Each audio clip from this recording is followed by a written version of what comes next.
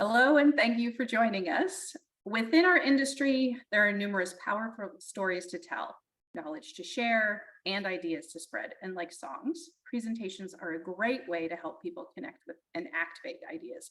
However, it seems only a few dare to take center stage in comparison with the many who elect to stay in the audience. The aim of this particular presentation is to bring more people into the spotlight as presenters, share our combined knowledge about the process for pitching proposals to help you overcome stage fright, compose presentations aimed at striking the right chords. This is the first of what we hope would be many of a collaboration effort between the Center for Health Design and SAGE as an entity to help you prepare for creating proposals. For those of you not familiar with SAGE, we are the Society for the Advancement of Gerontological Environments. It's a membership-based organization representing and promoting collaboration between all disciplines of the senior living industry, and we're a diverse network that is committed to inspiring and creating environments where older adults can thrive, and almost entirely composed of volunteers. The Center for Health Design is a 501c3 organization. We're dedicated to maximizing health through informed design.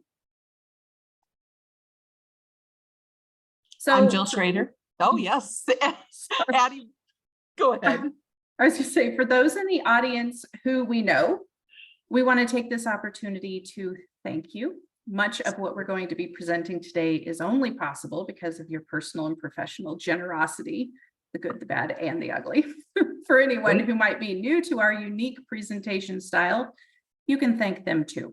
Exactly. I'm Jill Schroeder. I'm the president of SAGE this year, and I am a senior interior designer and senior planner with Pope Design Group. And all I do is senior housing and senior living projects, and it's my passion. Addie? And I'm Addie Abushousheh. I am a research associate with the Center for Health Design. I'm an organizational and environmental gerontologist and really contribute to and glean insight from a lot of different arenas within our industry. And the reason Jill and I decided to do this particular presentation is we're basically self-proclaimed mischief-making industry protagonists. We are always striving to do better for those we work with, and especially those we work on behalf of. So first and foremost, why do we repeatedly hear from the same people? Well, a lot of this can be attributed to stage fright, fear of public speaking. It's an absolutely common phobia. It affects 75% of people, including myself. Jill, I don't know about you, but I used to turn red and splotchy and lose my breath until I finally found ways to overcome fear of speaking. And I think the more that you speak to, overcome your fears, the better you get at it. So you can feel more confident in yourself. That's true. Have you ever had any tips that helped you get over it? People have given lots of tips over the years, and, I feel like I just want to make friends with everyone in the audience. I want to connect. I want to make eye contact. And I feel that if you're making eye contact, of course, in a live presentation, the information that you're talking about is taken to heart much better. So if you're trying to connect, making eye contact would be a good tip. Mine was when I realized that the message was much more important than the messenger, and I couldn't let the messenger get in the way of the message. That's true as well. So all of us have something to contribute. There's this fable about 6 blind men who want to learn about an elephant, but each man feels only one part of the elephant. So arguments ensue as the men sequentially describe the beast as, a snake, a spear, a rug, a wall, a rope, and a tree. And it isn't until it's revealed that they are all right and all wrong, because you see, it's possible to know part of the elephant, but to understand the entire elephant, you have to seek the wisdom of others. And that's where I think every single person qualifies as a presenter, because we all know a portion of the whole, and everybody's portion that they know is different.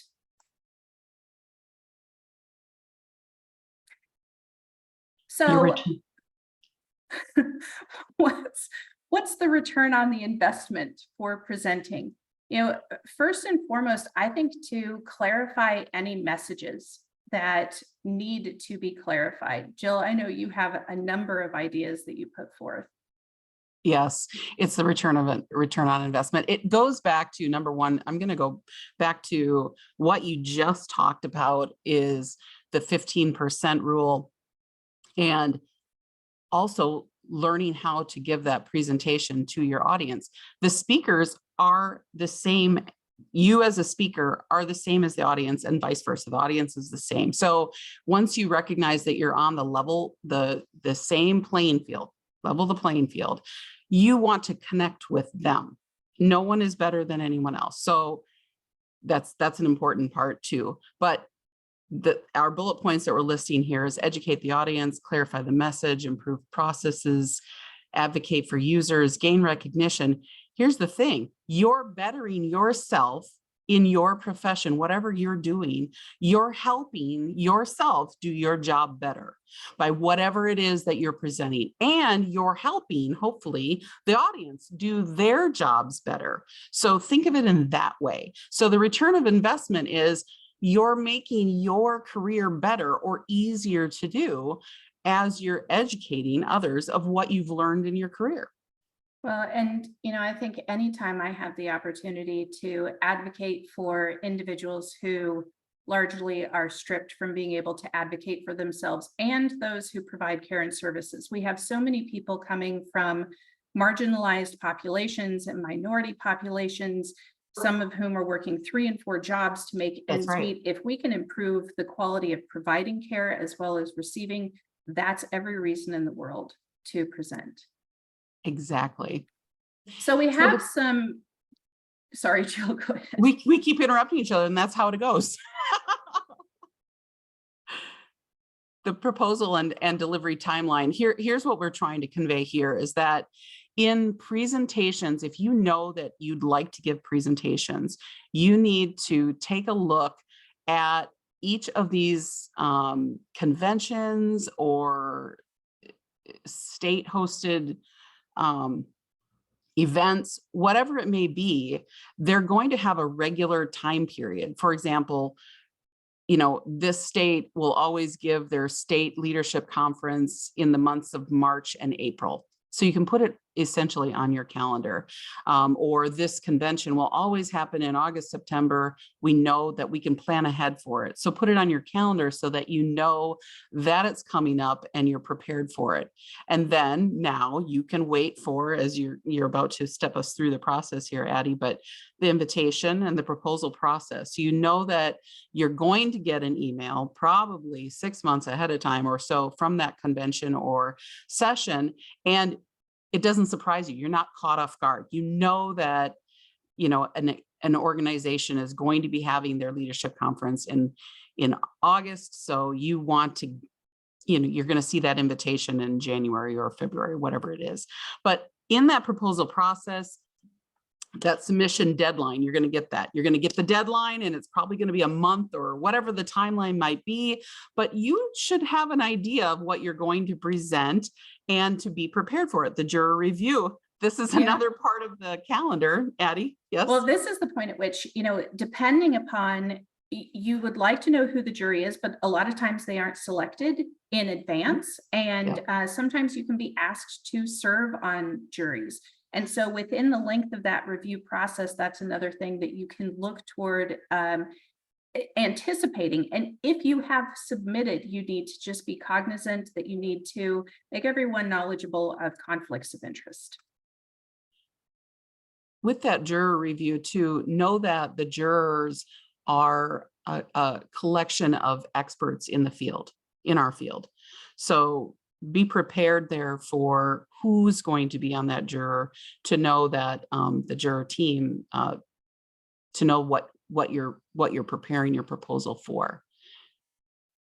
And then the acceptance. I love how we put pleasure on here. We love that our presentation has been selected and the proposal has been selected, and now we need to get preparing for it.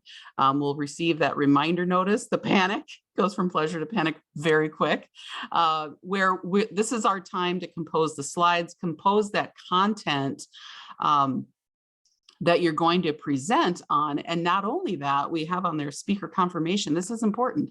When you put together the proposal and you listed out who's going to speak on this, during this stage, you need to be sure that you confirm with all of the speakers that you have on your panel or the group of you, so that they're putting it locked in their calendar. This has been approved and the proposal has been approved. We're going to present at this convention or session or event, and make sure that they're committed to sticking with that date and they're ready.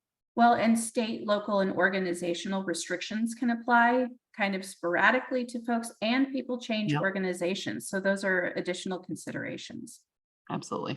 Then you give your presentation and you celebrate, but don't forget the need for follow-up, because inevitably you're going to have things that arise as a matter of presenting, either between you and your fellow speakers or as a result of audience input that you want to follow up on, including with other people from a networking perspective. Excellent. This one's know your audience. So when you are putting together your proposal and you're applying to whatever session or event or organization it is, know who it is that you're speaking with. It could be a group of care providers, for example, for a state organization. It could be a group of researchers for a more educational, data-driven session. And designers, architects and designers. So all of these are going to be a different type of audience that you're going to appeal to. So it still can mean that you can present the content you want to present, but you need to maybe shift the way that you're presenting it and the data and how you deliver your message so that it directly affects and is very relevant to your audience.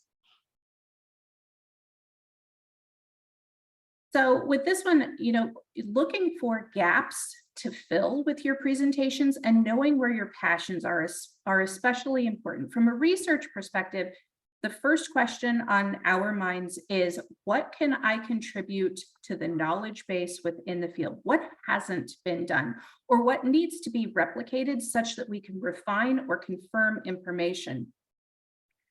From a knowledge perspective, what is it that I can empower my audience with? What is a takeaway that they can immediately mobilize within their sphere of influence? And then design. What is relevant to your role in the industry? Know your expertise. Talk about what you know. What is your profession? Because you're going to be the most passionate about what you do and what you know. You're not going to pretend to know a certain subject and to stretch it out. It's not going to come from the heart. You need to speak on what you do know and lean on that expertise. Absolutely. And, I encourage everybody, as soon as you know that either an invitation has been extended or there is a platform that's going to provide you with information related to what you need to submit, access that as early as possible. You want to aim to keep anything and everything just as short and as simple as you possibly can. When you're submitting your proposal, you don't necessarily need to educate the jurors because, as Jill said, these are the experts that are coming from the field. That's right. With the exception of when you are trying to submit to a venue where you are the square peg. At that point, if you're submitting environmental solutions to a nursing conference, you may need to educate your jurors. Yep. And if possible, work offline. If it's a screen grab, if they have a PDF download, anything that you can do to get a complete collection of that information such that you have time to really thoughtfully compose it offline with other speakers prior to submitting, that's exactly where you want to be. And that's where Jill and I are going to go with the things to think about once you've confirmed what needs to be submitted, how you go about collecting and summarizing that information. Well, you're first putting together your list of the speakers. And when you're thinking about what speakers, hopefully in our tips here, hopefully you need to realize that you yourself, it's rare that you yourself can give a single solitary presentation and have it be selected. What's favored most is a collection of speakers. And when you're looking at who you're going to speak with, whether it be a panel or just 2 or 3, it doesn't have to be a panel of 6 or 10. It could be just 2 or 3 of you, but keep in mind, not only expertise and mixing up, but not from the same company. You need to mix up the expertise, so that if I'm coming from an architectural firm and I'm talking about some data driven from here and here, I'm going to join up with, for example, Addie, a researcher, and have that combination. So it's not a single source or a single manufacturer presenting something. You're going to join up with someone else. And that avoids conflicts of interest, as we note there, but it also gives a variety too. Also to the idea of that, keep in mind in everything you do, the diversity, equity, and inclusion too, so that it's not always the same people, the same color of skin, the same everything. Think about mixing it up, bring in expertise from all over.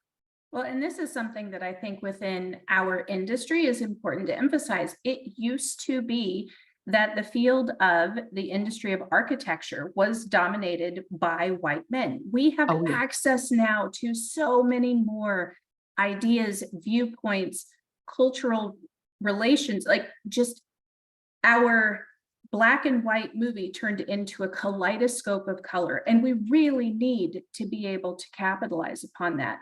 And I'm learning new terms all the way through proposing or composing this presentation with Jill. And the bucket of bore was a new one to me. If you have everyone who is coming from the same point of view, That's right.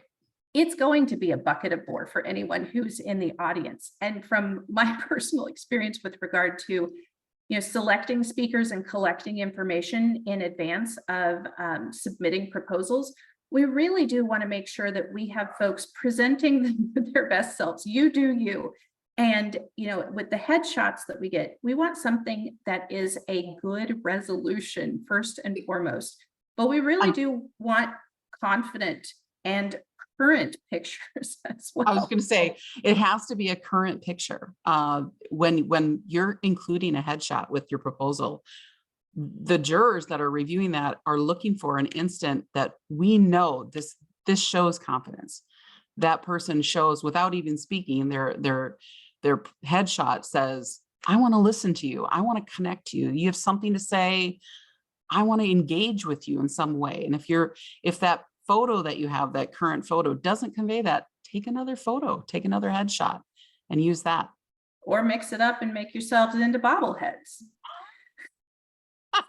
No matter what you decide to do there, remember what it is you are selling. That's right. You're selling the information.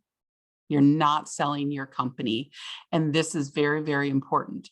Don't think of it that you're going to go forward and give a presentation and expect that you're going to come back with all these business leads and go for this. No, you're going to talk on your expertise or the panel, the team's expertise, and you're going to be known as the expert in the field. You're going to get recognition for what you bring to the table and remembered by that. So that's very, very important. You're not up there to sell a certain product. It's different. It's educating and knowing what the topic and the subject that you're talking about. Yeah, I think being honest and authentic and not overselling is something that you have to be very aware of, because you want to be perceived of as an expert. You want to be likable. You want people to connect with whatever your topic is, but you want them to do it in a very genuine and honest way. So one of the components of a submission is typically learning objectives, and learning objectives are totally not a waste of time. There are many ways that we use personally the learning objectives and that we leverage them throughout the presentation. Jill, why don't you talk a little bit about the CEUs? Well, so the learning objectives are very, very important when you give a CEU because it's required in order to get that learning credit, to outline them out. And it's important to state that at the beginning and summarize at the end and really follow along. There are many presentations that have not followed the learning objectives kind of thing and set it out ahead of time. And so the audience isn't sure what all they're going to be learning about. So the CEUs, in order to register for a CEU and to gain a CEU learning credit, it's required to outline this in the very beginning and then have the content, all of your content based on that. Well, and a lot of the CEU qualifications have a series of questions that have to be answered by anyone who has attended a presentation. These learning objectives can be used to guide those questions. And in addition, as I'm putting together learning objectives, what I think about is basically constructing an outline for the presentation and what content I want to develop in relationship to that, excuse me, as well as takeaways. Right. Now, not every presentation has to be offering CEUs because it doesn't have, like, such as this one doesn't have a CEU. We didn't have to write out learning objectives on this, but a CEU or offering your presentation or your proposal to be able to offer a CEU for people in attendance does attract or tend to attract more people because a convention or a conference is going to give the best opportunity for all those attendees to get their CEUs that they're required for the year. So they and we tend to use a lot of action verbs, kicking off the learning objectives, discovering, exploring, learning. You want there to be an activated kind of objective associated with each of these learning goals. Yep. So in that, you need to know your audience again, if you're going to go after a CEU, and know that what it is, who's comprised in there for the audience.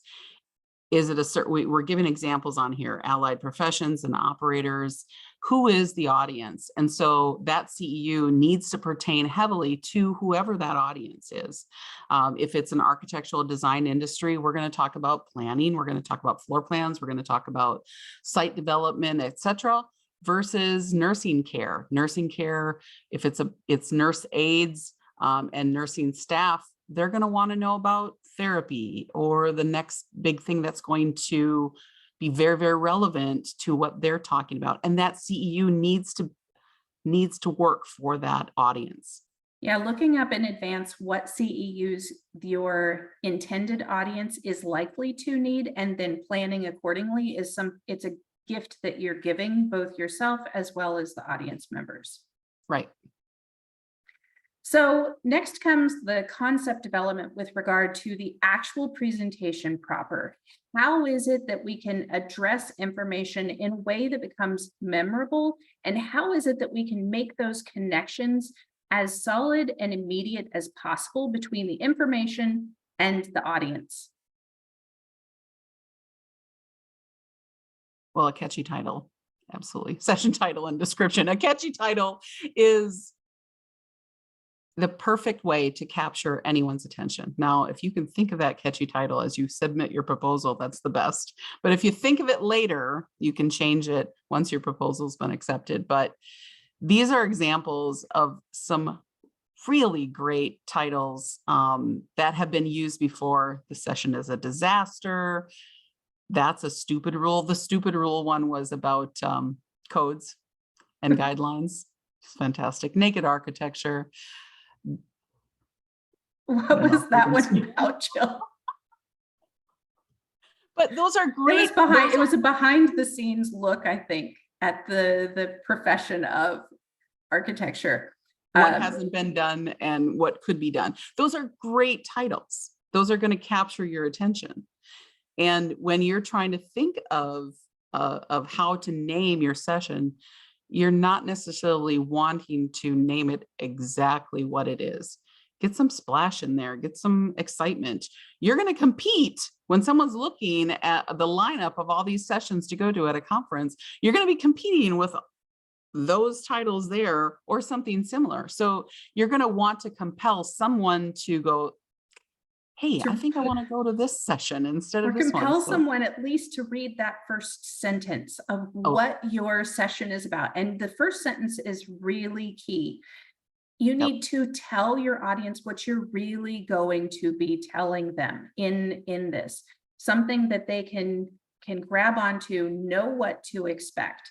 And you know, I have heard this quote. It used to be shared by Jerry Weissman, my chair of my PhD committee. Darling, had I only had more time, I would have written you a shorter letter. That was originally by Mark Twain. But it's making a case for starting early. Once those platforms or once any kind of session submittal opportunity arises, start thinking about it early so you have an opportunity to refine and clarify as you go along.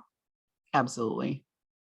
Those first few sentences are key, Addie, and to reword them so that they are eye-catching and energizing and all that. So this leads us to delivery type, of course, in person versus virtual. And this is key because a presentation in person is going to be a much different presentation than a virtual presentation. Here virtually, you can see the screen clearly.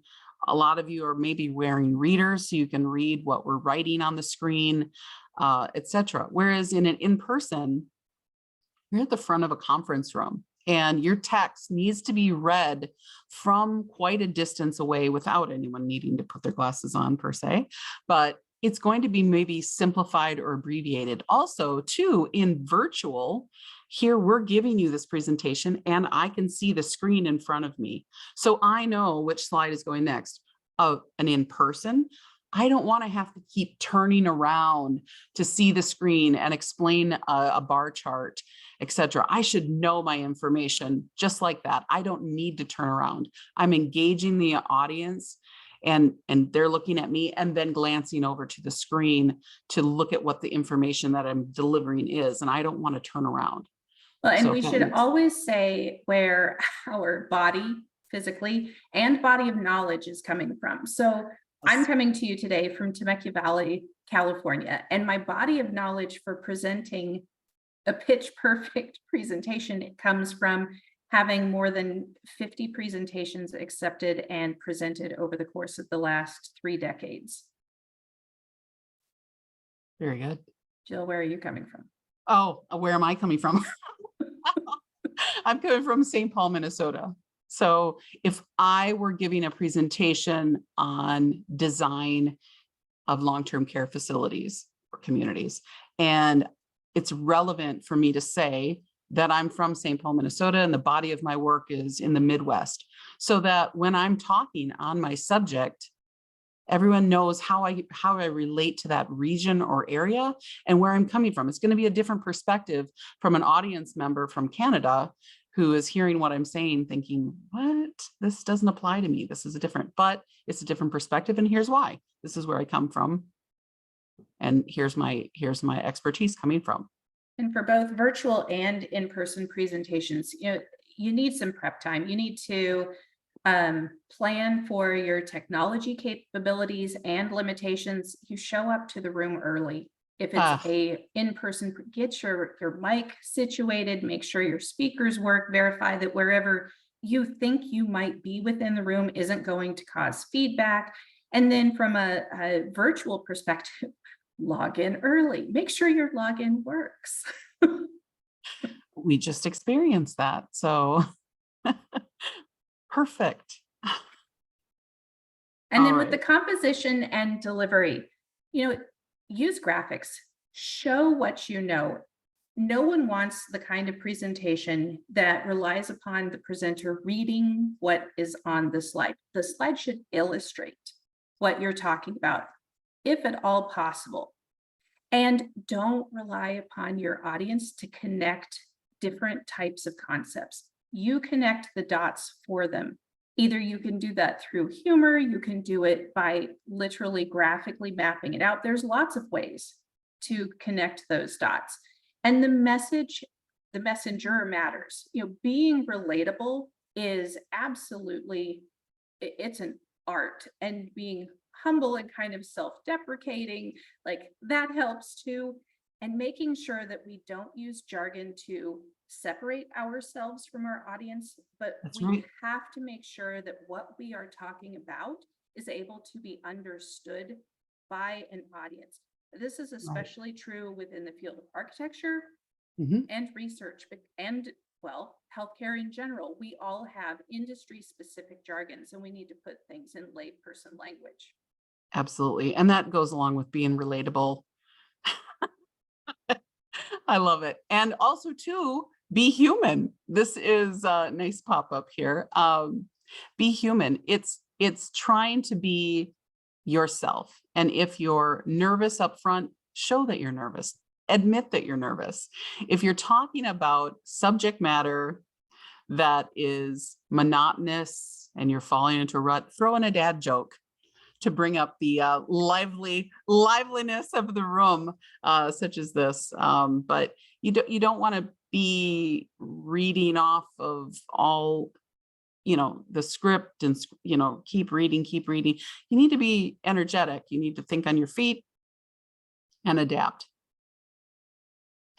And you need to think about what type of information is being presented and the way in which it might need to be adapted. So if I have something that I'm presenting that is protected information that was generated by others, we need to make sure to go through the proper permission and approval channels. Absolutely.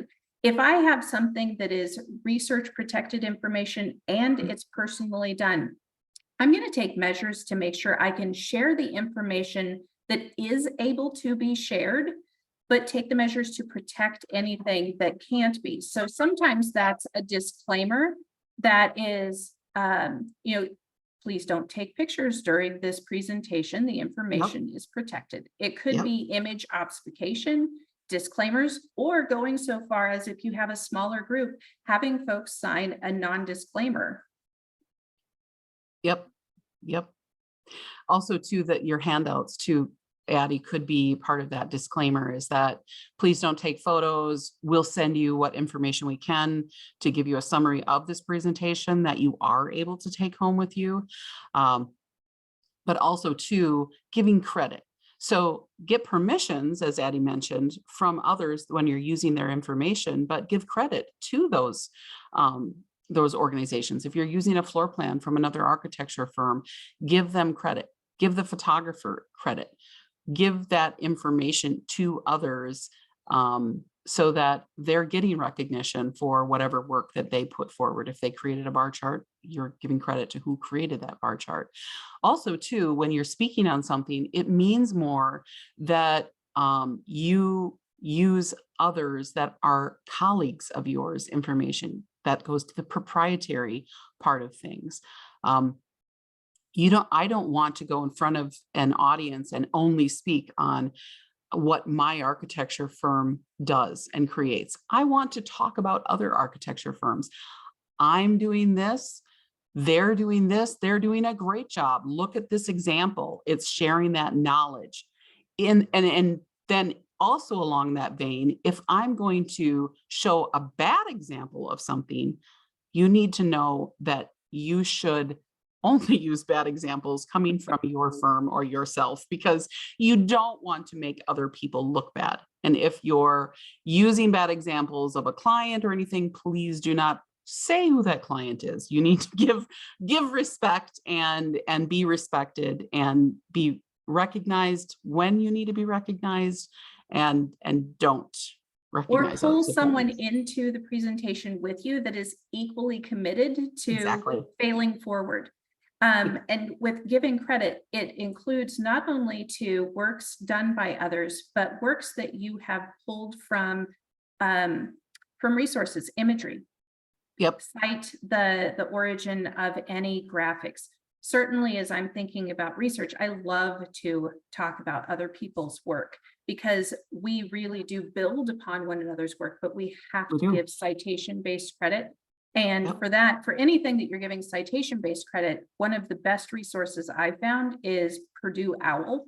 OWL, just like it sounds. It will generate the citation for you if you're having problems knowing how to do that.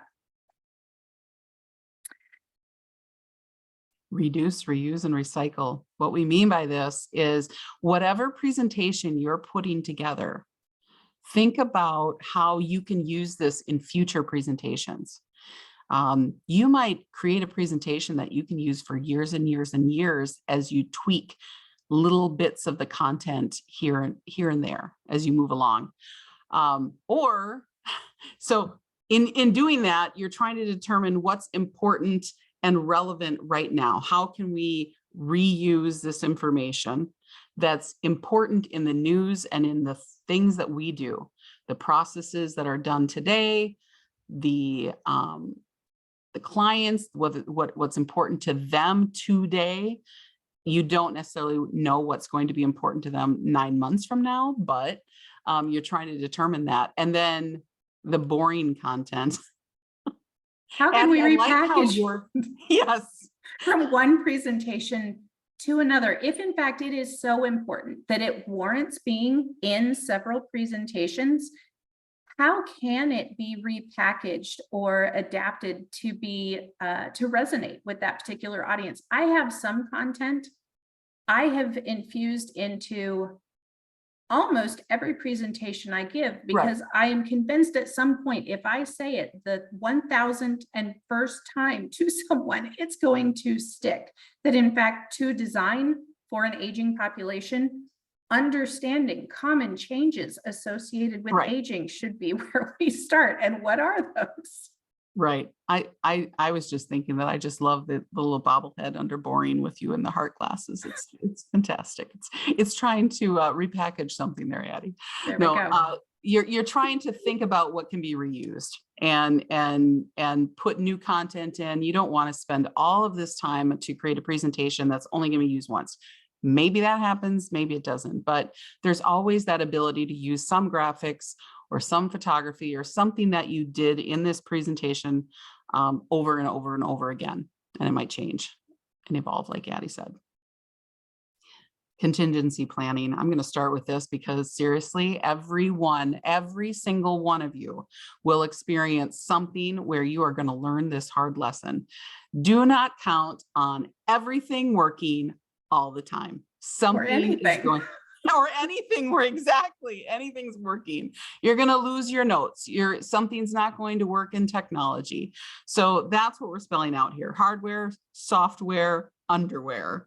The hardware is incompatible equipment. You show up for a presentation, you've got the wrong cord for the connection. Something doesn't work on that hardware, and hot or cold mics. Exactly. The mic isn't working. Or it works part of the time. And then other time. Or it's too loud or it's too soft. Well, and in conference centers, especially, network access, you should never, ever count on having network access because it can vary from one room to another. With a software kind of issue, you can have slides that are an absolute no-show. I had an event about a month ago when the screens I was presenting from, this was virtual, both of my screens went blank. However, I was still audible within the audience. So my panic, they were able to hear word for word.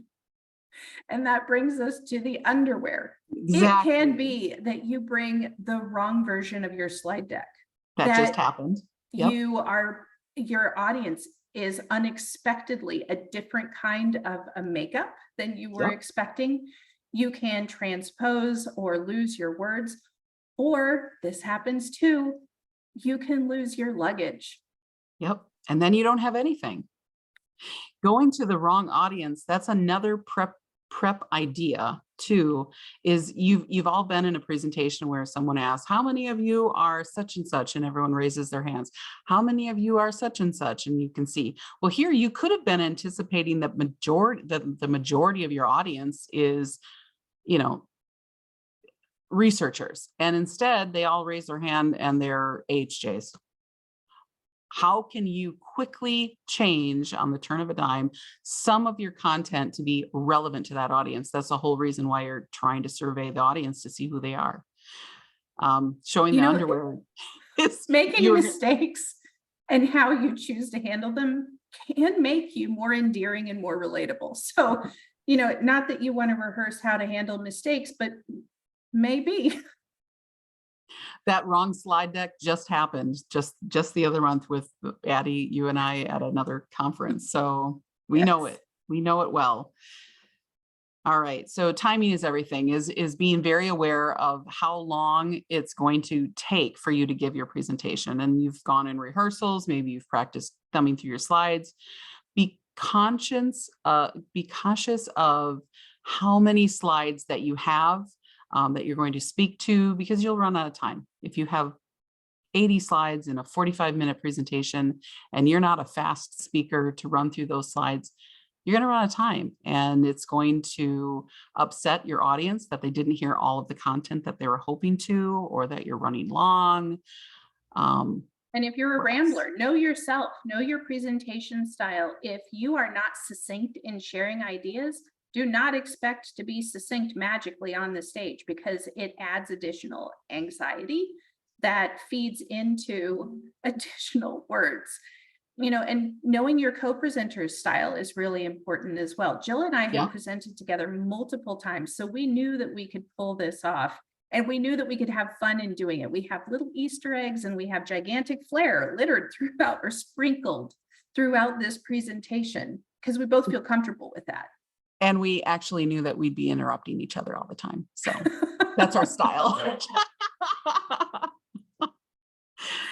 Yeah, All right. but one of the things that I think is most important is your audience has competing interests for Yes. their time, and them Yep. choosing to spend time with you absolutely has to be priority.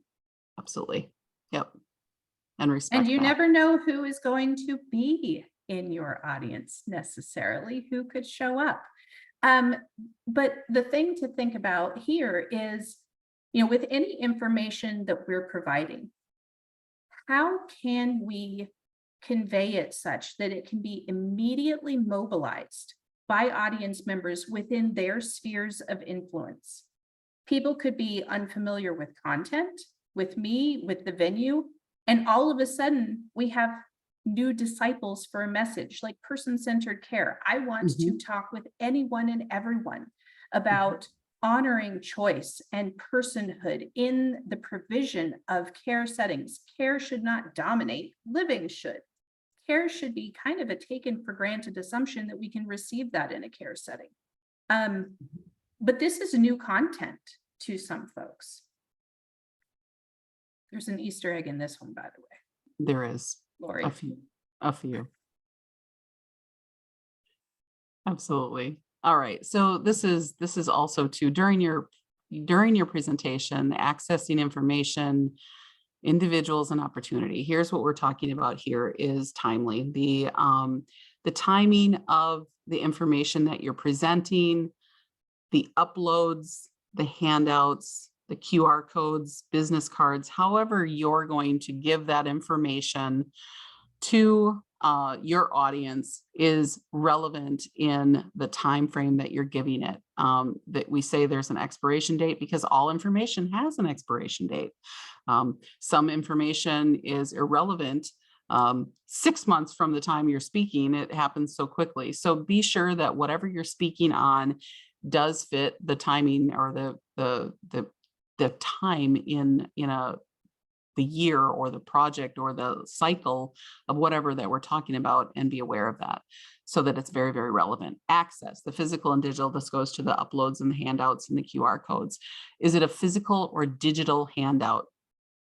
This goes to your audience. If you're in a rural community and you're giving them all digital things, it's going to make most likely your audience uncomfortable. They might want a hard copy handed out to them instead of saying, well, all this information is here digitally and you can access it, at such and such. Instead, they'll want a hard copy. They want to see something in their hands.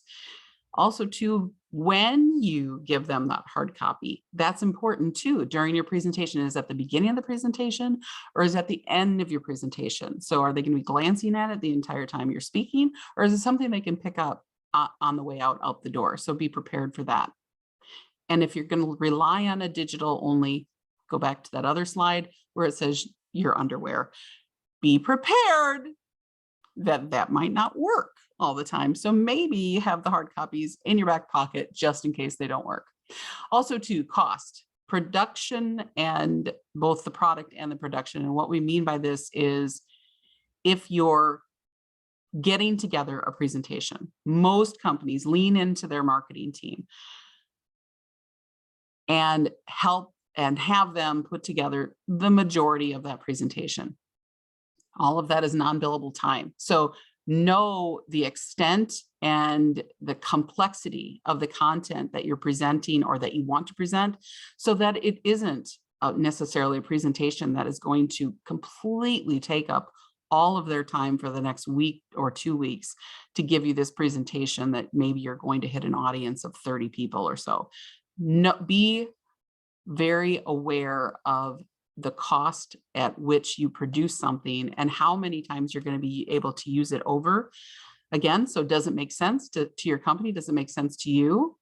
And then the cost of the product. What is the handouts? What could those be in a cost-effective way? What's important for this audience? Does it need to be full color booklets? Can it just be a simple, small little 8.5 by 11 sheet of paper of a summary of what you just spoke on?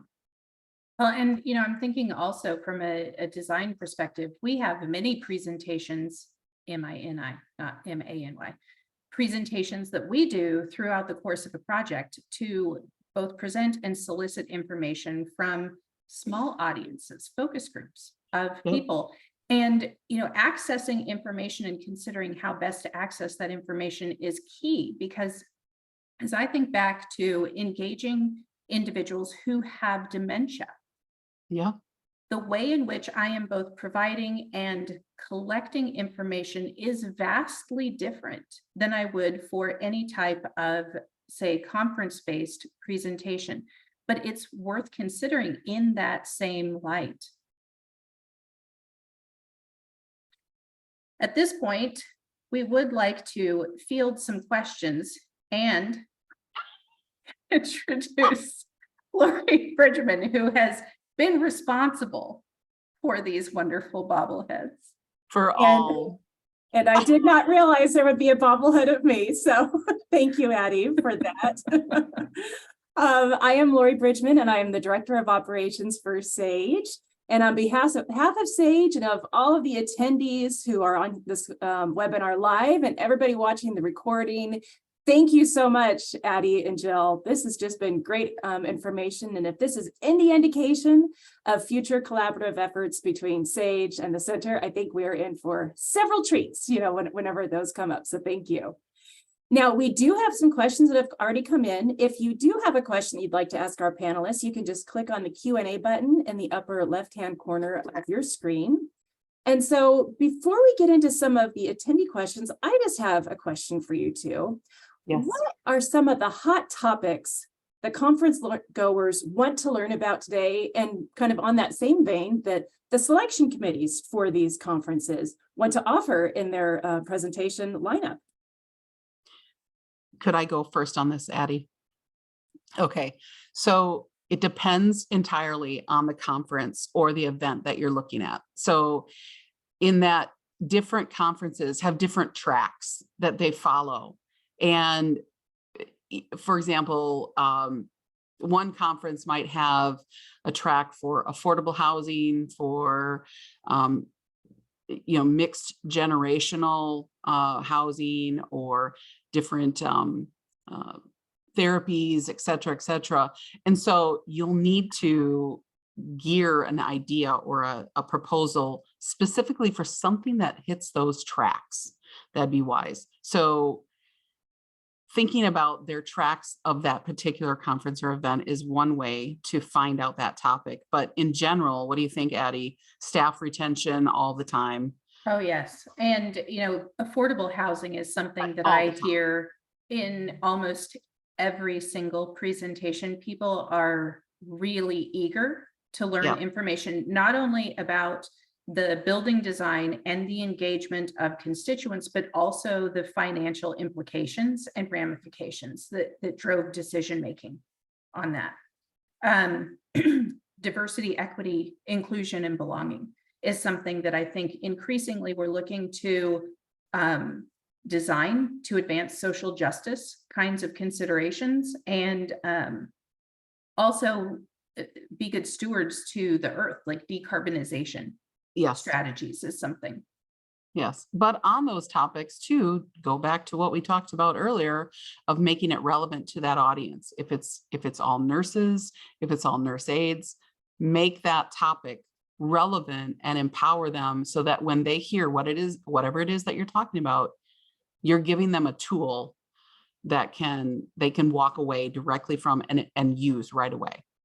So just as you mentioned, sustainability. Sustainability is a hard topic to talk about to empower all audiences. You're going to need to give and deliver that presentation in a way such that they can leave that presentation and be energized and say, yes, I've got something new. I can apply this to my work immediately. I know what to do right now. It's hard for nurses, for example, to take a sustainable concept of when you're doing site selection on a project that doesn't relate to them. So you need to be very aware of those topics. I have a question for you guys. Is it okay if I stop sharing my screen so we can be a little bit larger? Okay. Absolutely. Yeah. Absolutely. Adaptation. Ellen has a question. Can't you include copyright language on the bottom of each slide as well? So even if they take a photo, your protective language is visible. Yes. Yep. And this is kind of the improv approach to this. Yes, and cropping happens. We did this with the construction of the bobblehead. So despite the fact that you might have information somewhere on the slide that would really imply credit should be given, or the slide should be shown in totality, just be knowledgeable of what happens in the field. I think the credit is, or copyright information is absolutely, I mean, that's good housekeeping. Yeah. Absolutely. Great, thank you. And then Jeffrey, first of all, says great presentation outline guide, so kudos. And he also asks if it would be possible to get a copy of the PowerPoint to use as a guide.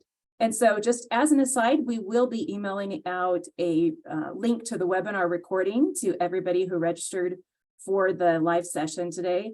But Addie and Jill, are you comfortable also sharing a PDF of the PowerPoint that could be sent out with that?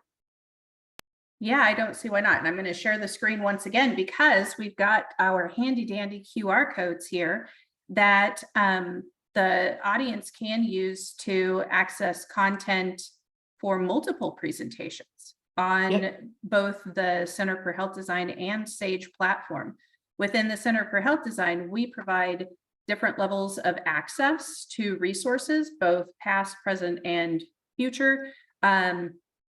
Membership in the form of Affiliate Plus has access to everything that is available on our site. Anything that was produced by grant-based funding is typically available at no cost. There's a lot of resources, including the entirety of the knowledge repository, which is an absolute gold mine for individuals who are looking for credible information related to the linkage between design strategies and outcomes that's supported by research. It's Right. phenomenal, the information you have on your site, Addie, too. In the SAGE website, you can peruse around and see past webinars we've given and see a copy of this webinar given and more in the future. We purposely did not include deadlines for events and conferences in this webinar so that it could remain timeless, so that anytime you click on that or enter that code, that URL code, it will be relevant and very current as to what information is out there. And if we have future webinars, they'll be hosted or housed in that area as well. So we were very conscious of not including certain deadlines and certain events, and because it could vary. The from now. presentation lives on in the absence of Exactly. the presenters. Exactly. Right. And I will add that for both the SAGE website and the Center for Health Design, for both of them, if you scroll all the way down to the footer on the main page, and I think really on any page of the site, you can enter your email to be added to the email list to stay up to date on all new, upcoming offerings, opportunities, webinars, whatever it might be. And on the SAGE website, if you click on the events tab, you'll be able to see our upcoming events and webinars. And we do have over 80 webinar recordings. And all of them are available for SAGE members to access anytime for free. And then we do have several past webinars that are also free for non-members. But if you're not a member yet, just go ahead and click on the join button on that site and learn a little bit about SAGE membership, because I like to say that the greatest minds in the industry are SAGE members. So obviously it means that all of you need to join us. Fantastic. One other thing, I just hope that all of you have learned something as a takeaway on how to write those proposals to get selected. And if you've ever written a proposal for any conference or event at any time and was rejected, now hopefully you understand maybe what you didn't include or had missed in that write-up, whether it be a mix of a panel or the content that you're presenting or whatnot. So well, our and effort is to- conversely, if you're Yes. veteran presenters, bring new people into the mix. Like, Right. really, that's, I think, the most confidence building way that we can prepare future presenters Yep. and foster collaboration within the industry. We need to bring people along, and there's amazing opportunities, since we all focus on gerontology, for our individuals who have the tried and true experience to partner with people who bring a different kind of expertise to the mix as well. And a new perspective. It's that 15% rule that you spoke Yeah. of. Everyone's coming from a different angle and they're seeing things differently. So new faces, new voices. Yes, yes, yes. So thank you. Thank you all. Yes, thank you all so much that we've gone through all of the questions. If you have any more questions that come up, feel free to email Jill or Addie, or you can also reach out to info@sagefederation.org. Oh, and real quick, Marjorie adds, being on jury is the best way to know what that group expects of topics and proposals. That's So, true. mhm, That's true. great All right. Thank opportunity. you. Thank you, everyone. And to keep an eye on your email for a link to the recording from today's session. Thanks for joining us.